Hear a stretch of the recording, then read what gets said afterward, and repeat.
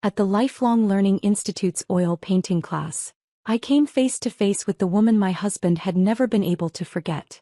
She was gentle, beautiful, and had remained unmarried all her life. I recognized it instantly. The assignment she submitted bore the unmistakable touch of my husband, Elliot Harrington. It was his work, one of his most cherished pieces, something he had never shared with anyone.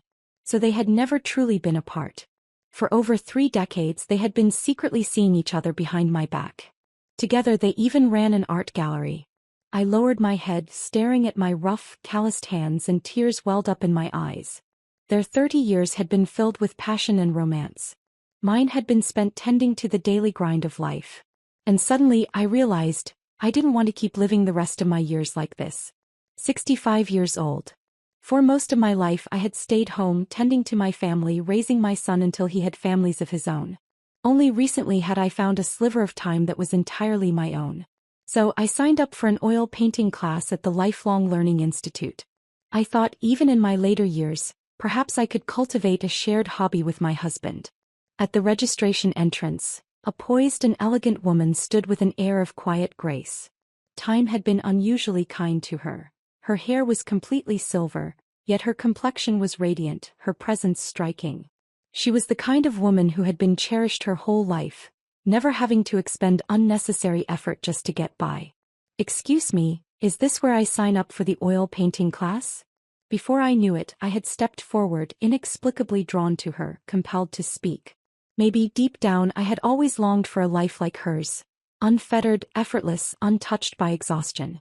She turned toward me with a warm, gentle smile. "Yes, this is the painting class. That means we're classmates now. I'm Eleanor, nice to meet you." There was an openness about her, a natural charm that made it impossible not to like her. And just like that we became friends. I spent the entire day in her company and it was pleasant. By evening, as we stood outside the campus gates, Eleanor turned to me. "Would you like to grab a quick bite? Maybe go for a spa session after?"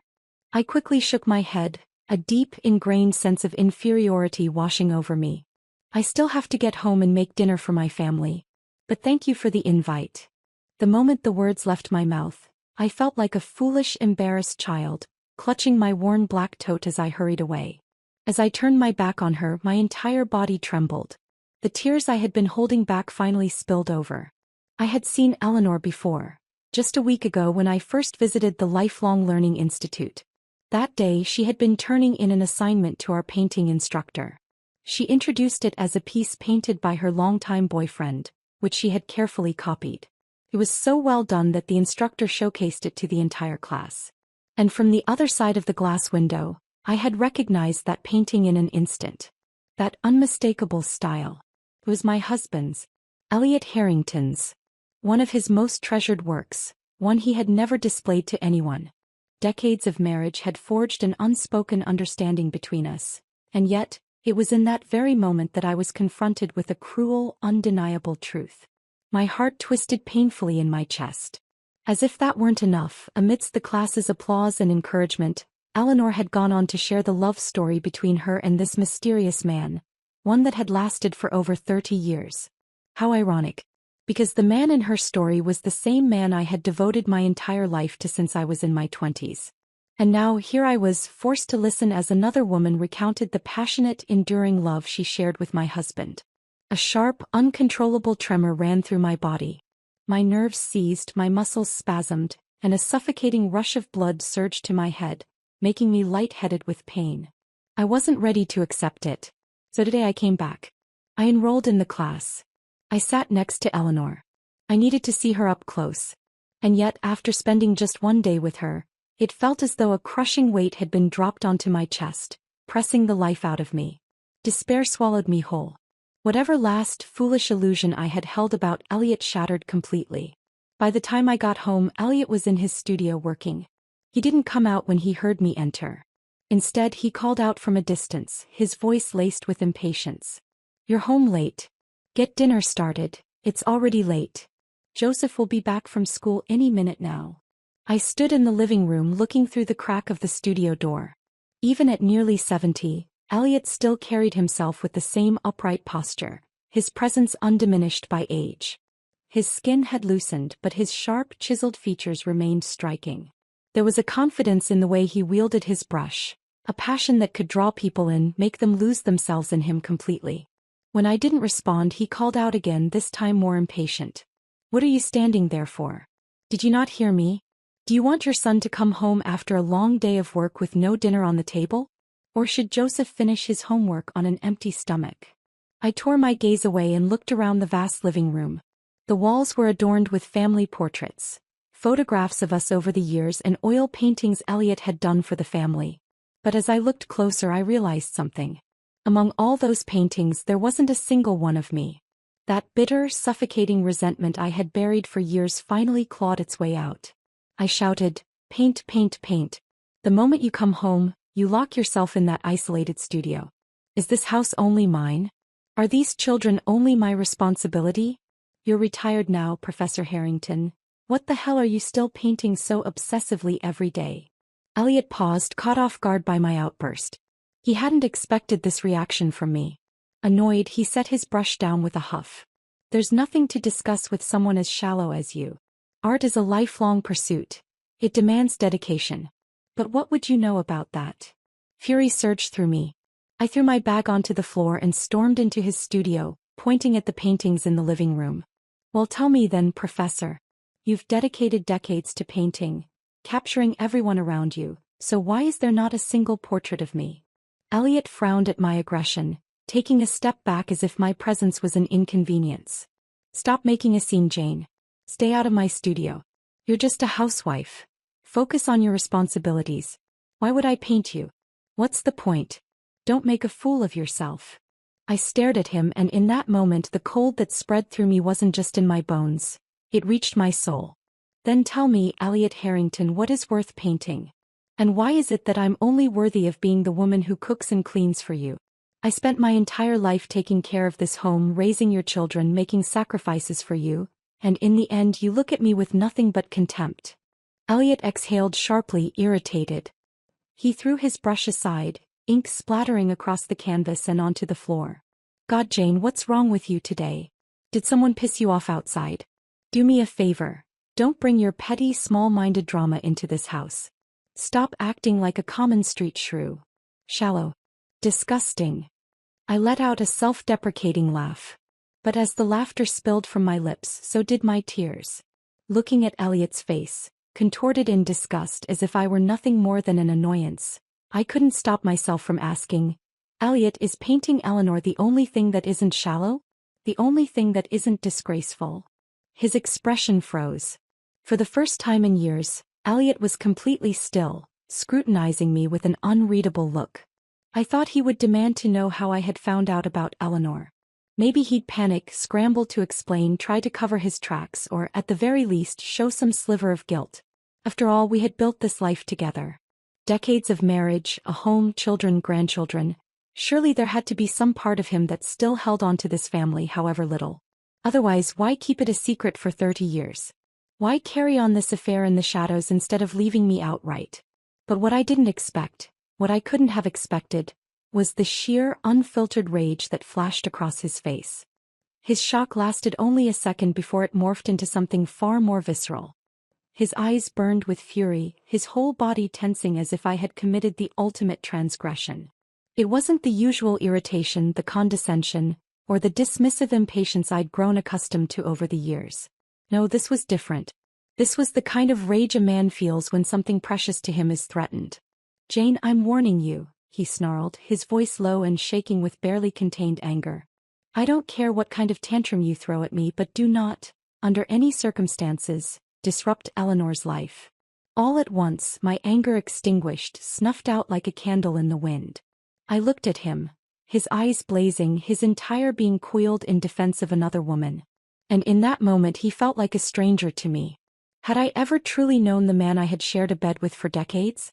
Or was the role I played, this so-called wife, nothing more than an illusion? It was as if I had been trapped in a long, cruel dream. A dream so vivid, so relentless that I had mistaken it for reality. Elliot kept talking, his voice rising in agitation. "I'm telling you, Eleanor and I are just like-minded friends. She owns a gallery and I invested a small share, that's all. I send over a few paintings now and then. It's a good way to expand my reputation. And the money I make? I give every cent of it to you, haven't I always? We're both old, Jane. Practically at the end of our lives. What the hell are you still making a scene for? On and on he went, rambling, explaining, no defending. A man who was usually so reserved, who rarely wasted words, was now a broken record, repeating himself over and over, desperate to shield her. As if terrified I would go looking for Eleanor, as if my mere presence in her world would taint it. So stop being unreasonable, he snapped. This isn't what you think it is. Honestly, at our age, don't you have any shame? And with that he spun on his heel, stormed out of the studio and stomped up the stairs. A moment later the bedroom door slammed shut with a resounding bang. Silence swallowed the house whole. A silence so deep that I could hear the slow mechanical ticking of the grandfather clock in the living room. I leaned against Elliot's work table, my legs giving way as I slowly sank to the floor. My body, worn down by years of exhaustion and sacrifice, protested with a dull, heavy groan. And then finally I just let myself collapse, landing in an ungraceful heap. Like a clown in a traveling circus. Except there was no audience. No laughter. Nothing left to call it but pathetic. Not long after my phone started ringing incessantly, pulling me out of my daze. It was my son. I swallowed my tears and answered, only to be met with Juan's sharp, impatient voice, firing accusations at me without pause. Mom, Dad just called me fuming. Said there's no dinner at home tonight and told us to eat out. He said you lost your mind over nothing and refused to cook. Seriously, what the hell are you doing? Are you having a late-onset menopause or something? You're in your 60s. What are you even throwing a fit about? Dad already explained everything. Aunt Eleanor is refined and sophisticated, with a deep understanding of art. They're just kindred spirits, that's all. Stop being so paranoid. We have enough stress at work already. You don't need to stir up drama and make the house unbearable. His words landed like a barrage of slaps, hitting me one after another, each one colder, harsher, more dismissive than the last. There wasn't even the faintest trace of gratitude for the years I had sacrificed for this family. To him, my efforts were simply expected, my existence nothing more than an extension of my duties. A barren, desolate emptiness settled inside me. I let out a quiet, bitter chuckle before asking, my voice icy, Juan Harrington, would you dare speak to your mother-in-law like this? There was a loud clatter on the other end, something falling over, maybe knocked down in his sudden anger. His voice shot up, furious. Mom, if you're sick, go see a doctor. If you're feeling unwell, go take a nap. What the hell does my mother-in-law have to do with this? She's a successful businesswoman, she's running a company right now. What do you have to compare to that? And then click. He hung up. I lifted my gaze just in time to see Elliot coming downstairs, already dressed to go out. He met my eyes with nothing but annoyance and disgust. Stay home and reflect on yourself, he snapped. You're too old for this nonsense. I'm going out to eat. He didn't wait for my response. He grabbed his shoes, pulled the door open and slammed it shut behind him. The house fell silent again. I exhaled shakily and glanced at the counter. His heart medication sat right there. He'd forgotten it in his rush to leave. Even with the lingering fire of anger still burning in my chest, my hands moved on instinct, grabbing the bottle as I hurried after him. Just as I reached for the door handle, I heard his voice outside. He was on the phone. My old hag at home lost her damn mind today, he muttered, his tone filled with irritation. Eleanor, I hope she didn't scare you. Pause. Then he let out a relieved sigh. You don't know who she is? Good. It's better that way. Just some crazy old bat who spends her life cooking and cleaning. Nothing worth knowing. My grip tightened on the doorknob. He chuckled lightly. Anyway, I haven't eaten yet. Have you? If not, I'll swing by the gallery and we can go over the plans for the fall exhibition. The car engine roared to life and with a loud, grating rumble, Elliot drove off. I stood frozen in the hallway, the cold creeping through my limbs, settling into my bones. The last remnants of hesitation, of attachment, of foolish longing, vanished. In my clenched hand, the bottle of heart medication dug into my palm, its edges pressing deep into my skin. Just then my phone screen lit up with a new message. It was from Joseph, my grandson. Grandma, Dad said you and Grandpa had a fight. You better stop. If Grandpa gets really mad and doesn't want you anymore, you're gonna be in big trouble. A child's words. Innocent. Thoughtless. But they revealed a truth sharper than any blade. Even in a child's mind, a grandmother with no job, no independence, was nothing more than a disposable servant. A housekeeper attached to Grandpa. Easily discarded. Numbly, I turned back inside, walked up to my desk and opened my laptop. Marriage certificate. Financial records. And finally, the divorce agreement. I printed out the finalized divorce agreement and placed it neatly on Elliot's desk. Then I packed a few of my belongings and left for the apartment I had purchased years ago as an investment before I got married. What was once a pristine, modern space had aged into something worn and neglected. It took me quite some time to clean it up, but when I finally lay down on the bed, I couldn't help but think, had my life turned out the same way? Had I too lost all traces of who I once was? My phone buzzed constantly, filled with missed calls and messages. Elliot 1. Every single one of them held the same accusations. I was being immature. I was too old to be acting like a rebellious teenager running away from home. I blocked them all. For the first time in decades, I was in a space that was mine. And I allowed myself to sleep. Decades of waking before dawn, working tirelessly to keep that house running, had worn me down.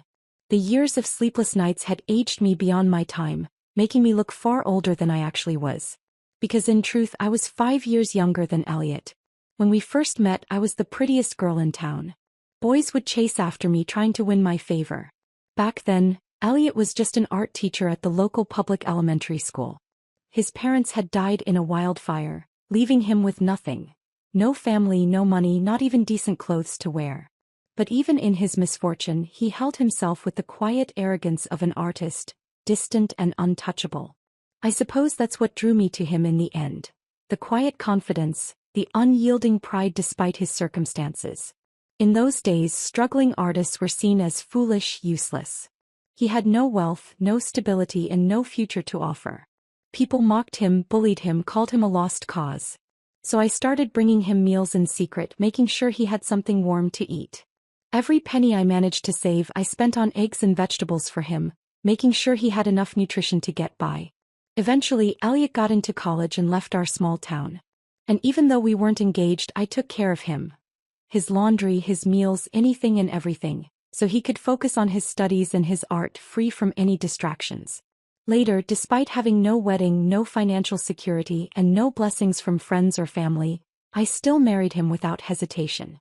I can still remember how he held my hands back then, looking at me with nothing but devotion. Jane, marrying you is the greatest honor of my life. And now, decades later, I had become the most repulsive thing in his world. After a few days of rest, my body and mind finally began to recover. Clarity settled in. The haze of years of sacrifice and neglect lifted, and I saw things for what they truly were. So I called Elliot. The moment he picked up, his voice, though weary, carried a note of reluctant compromise. Jane, enough is enough. Come home. The whole house is a mess without you. I was standing on the apartment balcony, watering the small potted plants I had picked up to brighten the place. I curled my lips into a faint smile. Elliot, I've spent decades taking care of you. Now that we're nearing the end, I think I'd like to take a few years to live for myself. Whatever happens to that house, it's no longer my concern. Before Elliot could respond, Juan's voice suddenly took over the line, filled with frustration. Mom, Susie and I are both swamped with work, and Joseph has no one to take care of him. He comes home from school to an empty house and eats fast food every night. Dad doesn't even have clean clothes to wear. The place is a disaster. Just stop already and come back. I lowered my gaze, looking at my hands.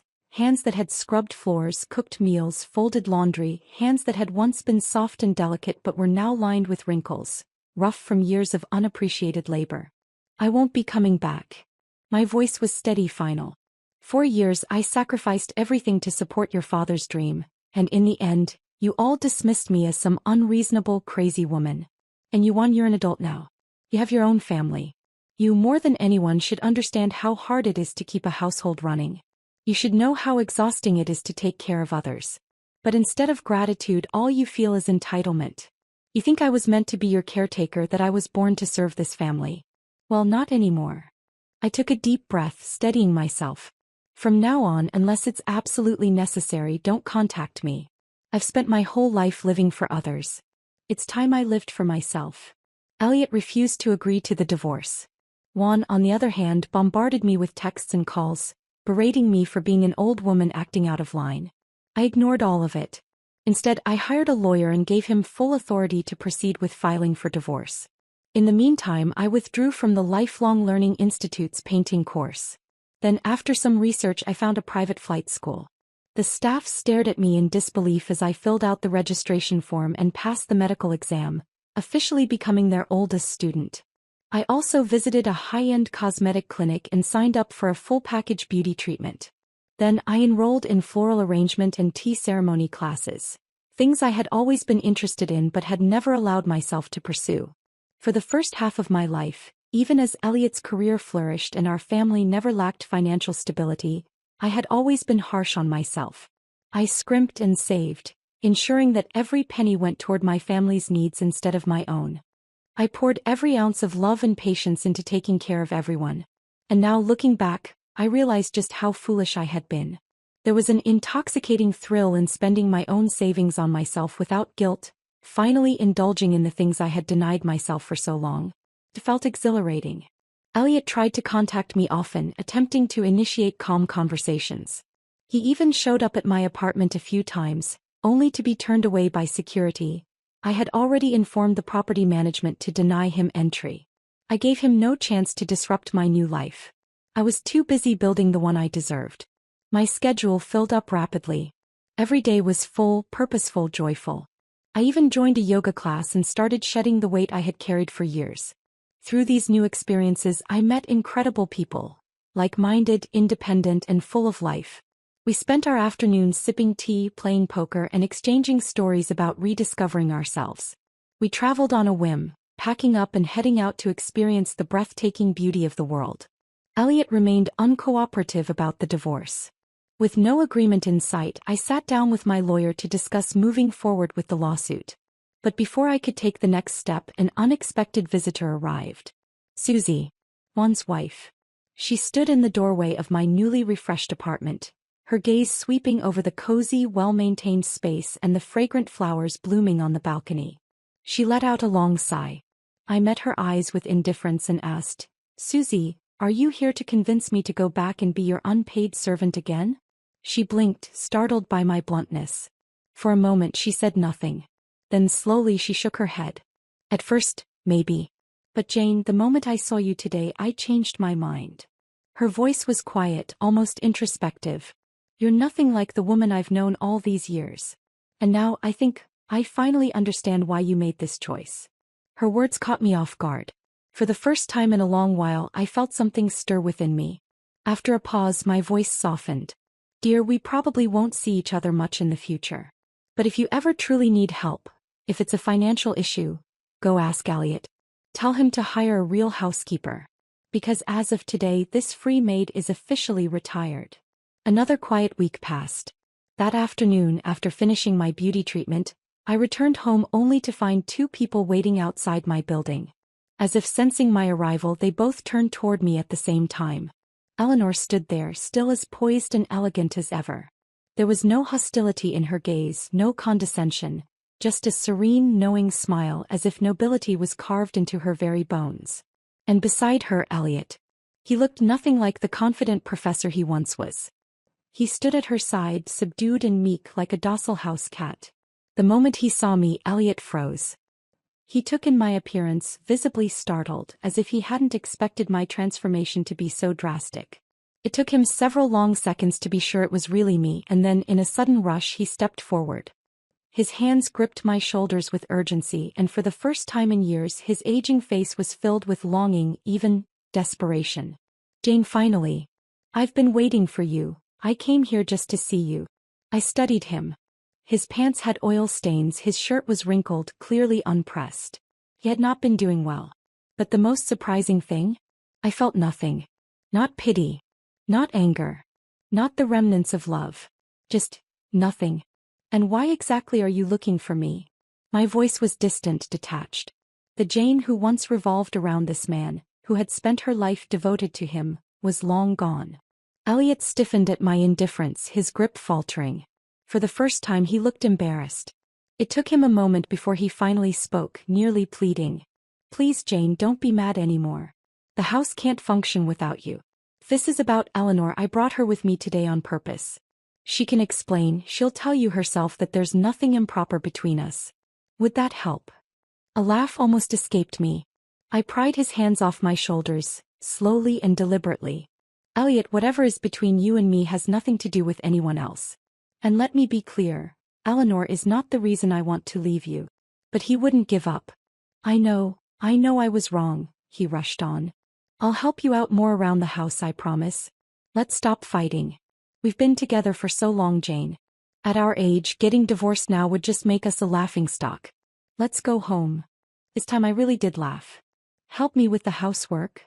I repeated, tilting my head. Listen to yourself.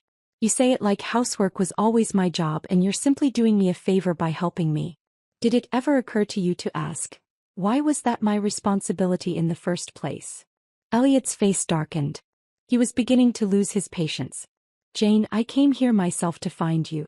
What more do you want? I said I'd share the housework. I said I'd be more understanding. What else do you want from me? Enough is enough. I stared at him, expressionless. Suddenly I felt exhausted. I had no interest in explaining anything to him anymore. Just then Eleanor, who had been silent the entire time, gently tugged on Elliot's arm. That's enough, Elliot, she said, her voice soft but firm. Calm down. Let me talk to Jane. And to my complete surprise, the man who had been arguing with me just seconds ago immediately backed down. Like a well-trained pet. He actually listened to her. Eleanor stepped forward, facing me with the quiet confidence of someone who had never had to explain herself to anyone. She wore a silk dress that clung to her with effortless grace, exuding the kind of wealth that never had to be flaunted. She met my gaze with composure, with ease, as if she had nothing to feel guilty about. Jane, she said smoothly, we were classmates once. And for at least one day we were friends. Would you do me the courtesy of a conversation? In the cafe next to my apartment, the two of us sat across from each other. Two old women facing off in quiet confrontation. The silence stretched between us for several minutes before Eleanor finally broke it. She absently tucked a stray wisp of hair behind her ear, her smile graceful, polished. I think you may have misunderstood my relationship with Elliot, she began lightly. Perhaps once in our youth we felt something more than friendship. But that was a fleeting moment long ago. I said nothing, merely watching her, waiting for her to spill every word she had come to say. I never married, she continued. I always saw marriage as a cage. I wanted to dedicate my life to art. When I first met Elliot, yes, I was drawn to his uniqueness, his talent. We shared the same passions, the same aspirations, we had much to talk about. But Elliot has always been a man of responsibility. We never did anything to betray you. A sudden laugh escaped me, sharp and unrestrained, cutting through her carefully curated narrative. And what exactly counts as a betrayal? I asked, tilting my head. Is it only when bodies intertwine? Does it mean that as long as you didn't cross that final line, I should swallow my grievances and accept the fact that for decades, Elliot's heart was never truly with me? Eleanor's smile faltered just slightly, the warmth in her expression turning stiff and unnatural. That's not what I meant, she said, her voice still smooth but noticeably more cautious.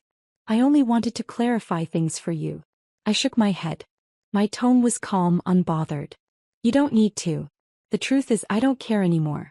Whether you two spent 30 years exchanging nothing more than words or whether it went beyond that, none of it matters to me.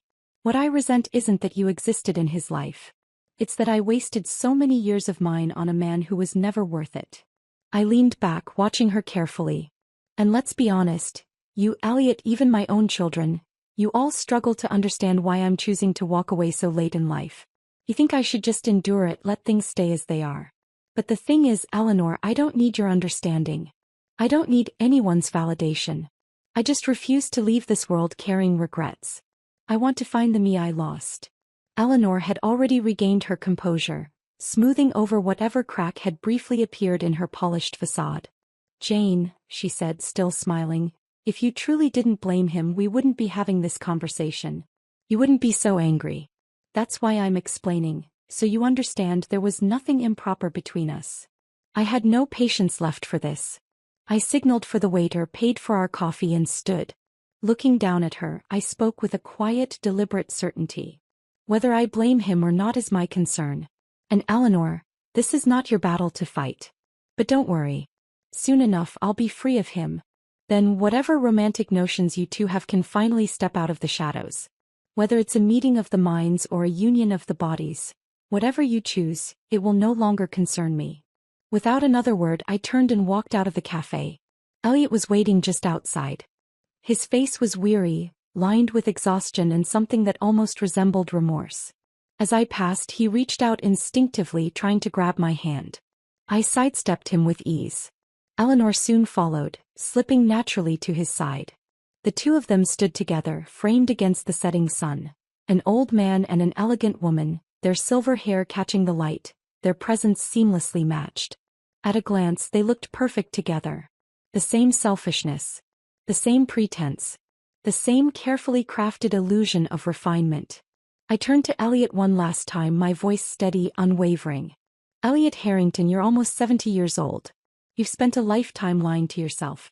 Maybe you even believe you've done the honorable thing, keeping me around despite your wandering heart, convincing yourself that your self-restraint was a sign of integrity. But let me be clear, I don't buy it.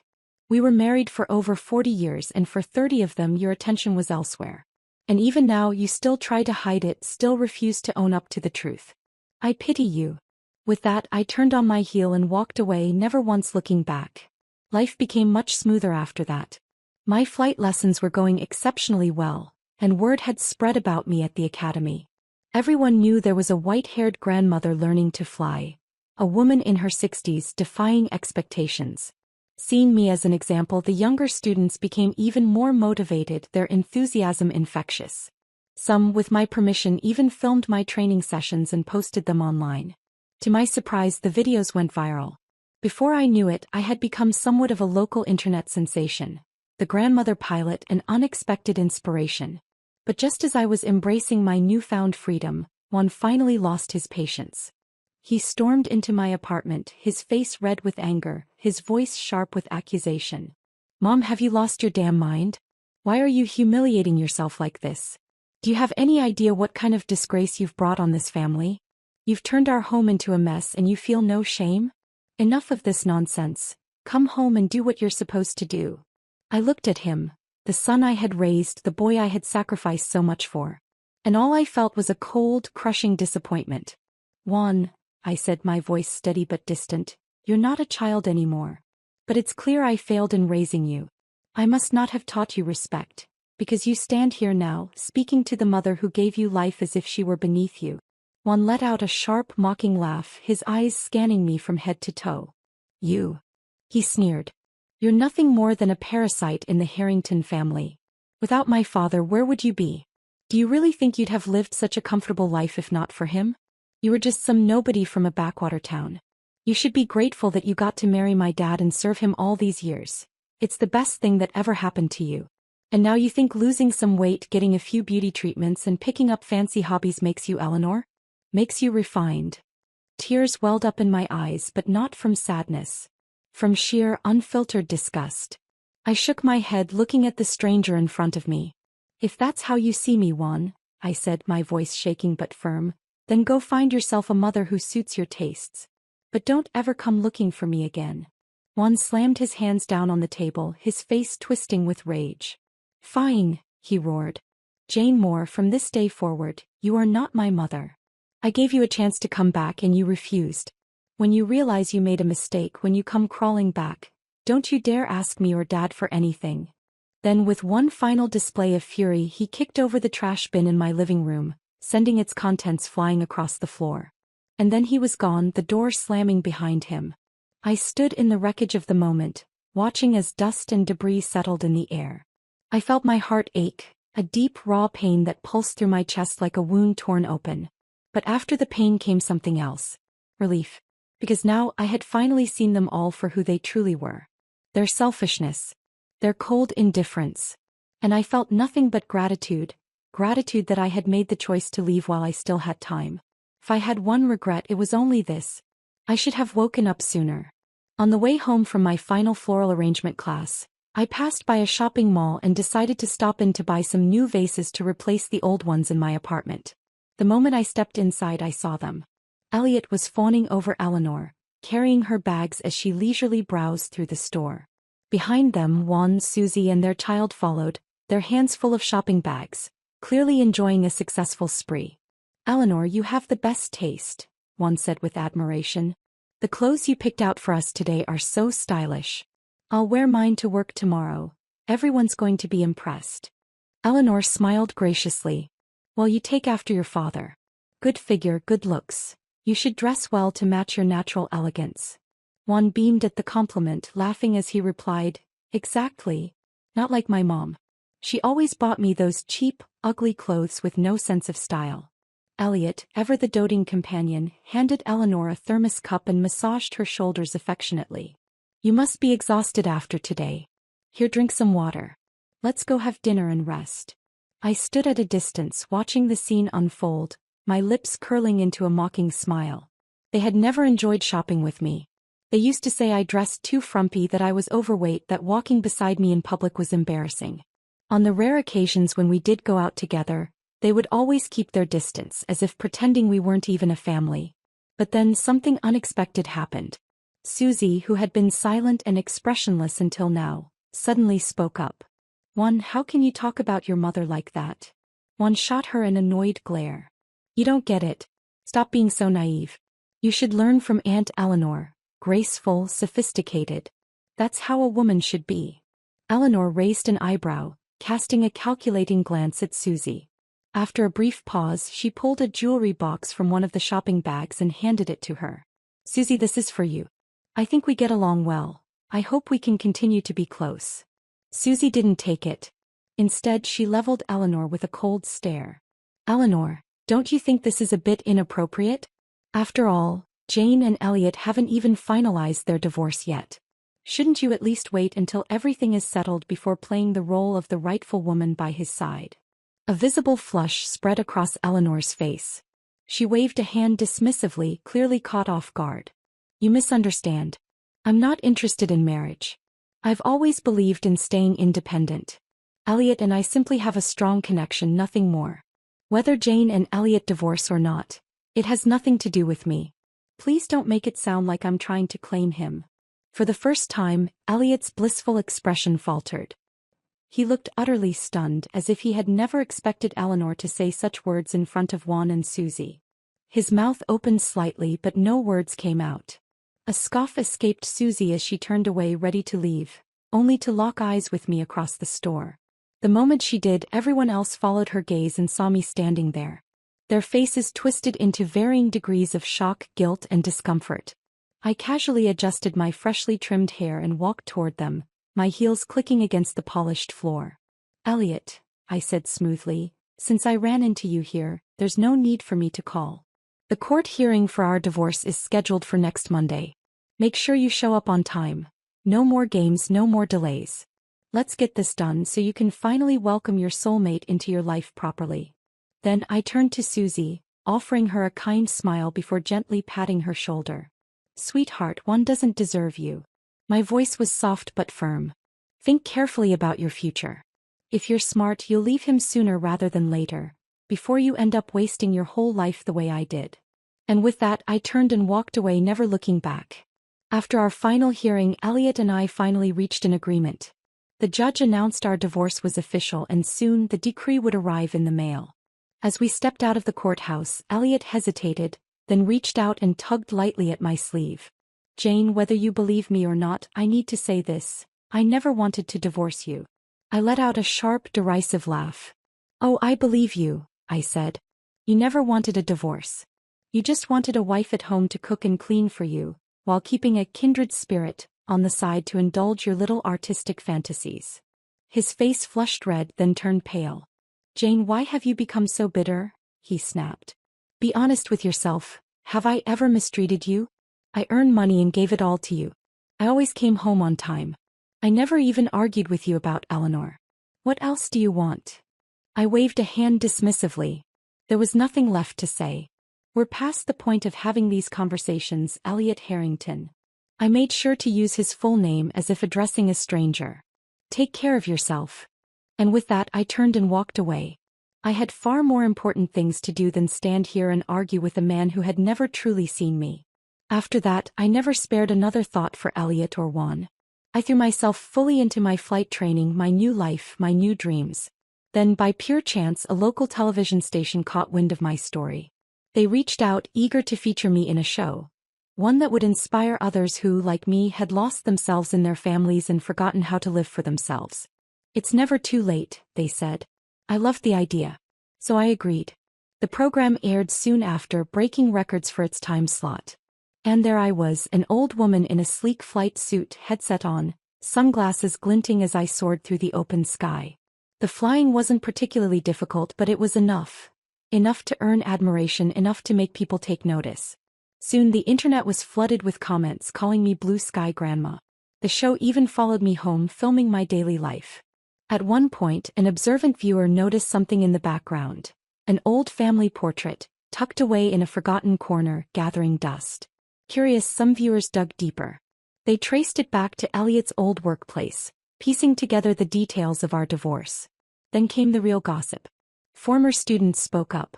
Apparently, even before the divorce, it was common knowledge that the prestigious Professor Harrington spent a great deal of time with a mysterious lady in his art studio. Hand in hand they would paint together. Two souls lost in their own world. From there, it didn't take long for the internet to find Eleanor and her gallery.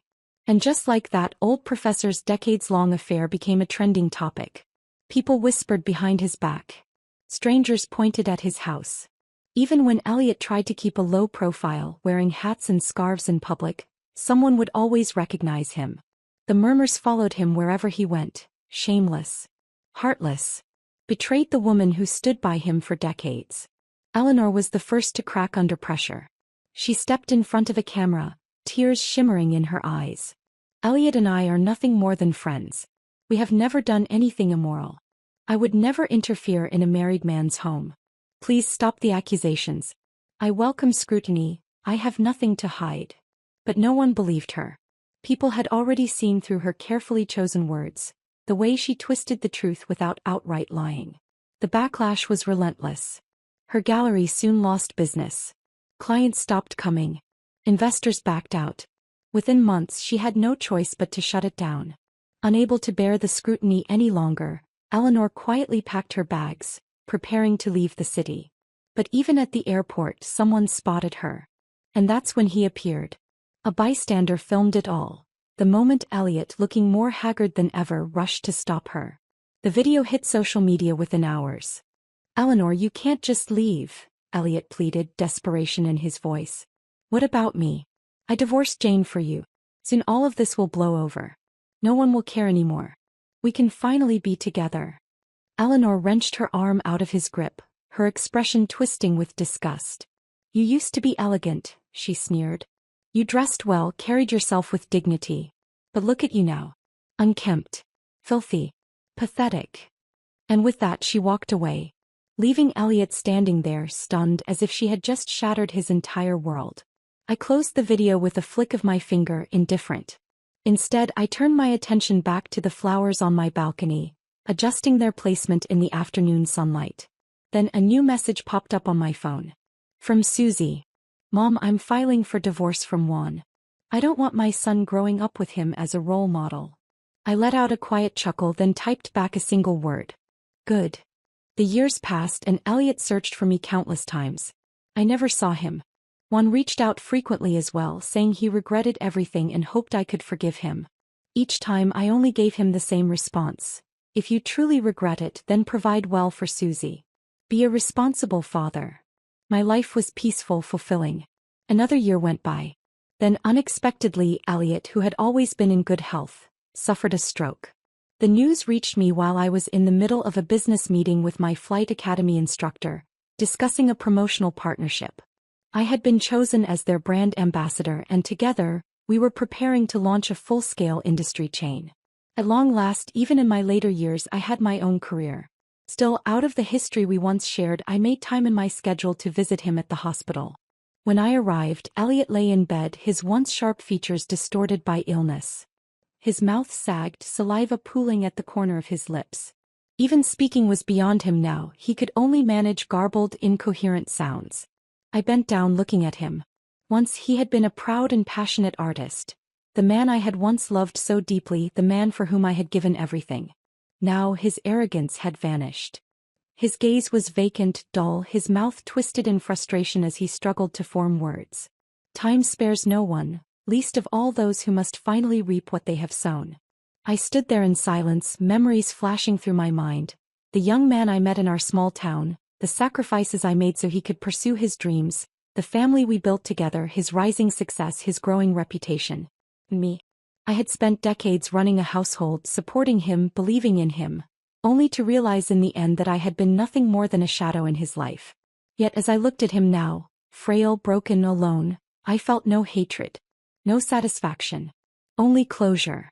With a quiet sigh, I reached into my bag, took out a clean handkerchief and gently wiped the saliva from his chin. His eyes shifted to me, full of something I hadn't seen before, guilt, regret, maybe even shame. But beneath all that, his pride still lingered. Even now, lying powerless in a hospital bed, he struggled to let go of the man he used to be. "Elliot," I murmured, my voice calm, "do you remember what you told me when we got married?" His lips trembled, but no sound came. "You said that marrying me was the greatest honor of your life." His eyes flickered. A weak tremor passed through his fingers. I smiled faintly, without sadness, without anger. Just resignation. "But in the end, Elliot, you never truly cherished that honor." Tears welled in his eyes. His skeletal hand trembled, lifting slightly, reaching for mine, but he no longer had the strength. I hesitated, then took his hand in mine. Once his hands had been strong, warm, capable of crafting beauty. Now they were thin, fragile, speckled with age, drained of life. "The doctors say you'll survive," I told him softly. "But you'll need long-term care. I won't be the one to provide it." A single tear slipped down his cheek. He blinked rapidly as if to ask why. "It's not because I still love you. And it's not because I can't let go," I said, shaking my head. "It's because I refuse to become you. You spent decades ignoring me, treating me like a background character in your life. Now you finally know what loneliness feels like." I let out a small breath. "But I won't let bitterness consume me the way it consumed you. I've already made my choice, to let go, to forgive." Elliot's gaze turned desperate, struggling to process my words. He tried again to speak, but the sounds that came out were nothing more than fragmented, incoherent syllables. I didn't wait to hear them. I gently released his hand, stood up and stepped back. "Take care of yourself, Elliot." I gave him one last glance, then turned and walked away. Stepping out of the hospital, I took a deep breath. The sun was warm against my skin, its golden light wrapping around me like an embrace. I tilted my head back, letting the warmth seep in, feeling it reach places inside me that had been cold for far too long. I was free. For so many years I had been trapped in a marriage that erased me.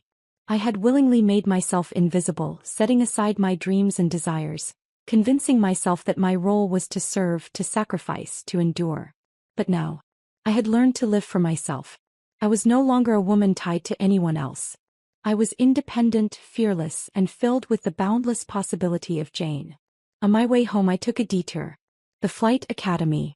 I stood before the hangar, gazing at the sleek, glistening planes lined up before me, their wings stretching toward the sky. A thrill ran through me, an excitement I hadn't felt in decades. My life was just beginning. "Jane, you came at the perfect time." My instructor strode toward me, grinning as he clapped a hand on my shoulder. "Your private pilot's license has been approved. You're officially ready for solo flight tomorrow." I smiled, my gaze steady as I looked up at the vast blue sky. Yes, tomorrow I would fly. By myself. The next day I zipped up my flight suit, slipped on my sunglasses and stepped into the cockpit. As the plane taxied forward, my pulse quickened in time with the rumbling beneath me. My hands tightened around the controls. In my headset, the tower's voice came through, steady and clear. "Blue sky, Grandma. You are cleared for takeoff." I exhaled, lips curving slightly. "Understood." And then I pushed the throttle forward. The plane surged ahead, gathering speed, wheels lifting off the earth. And just like that, I was flying. As I broke free from the limits of the ground, soaring higher and higher into the open sky, my heart lifted with me. For so long my life had been confined, trapped in kitchens, in routines, in the weight of other people's expectations. But no more. From this moment forward I would live on my terms. I glanced down at the world below. The pain, the betrayals, the tears of my past. All of it was small, distant, powerless against the woman I had become. I spread my arms wide, embracing the endless sky, embracing my freedom. As it was true. It's never too late.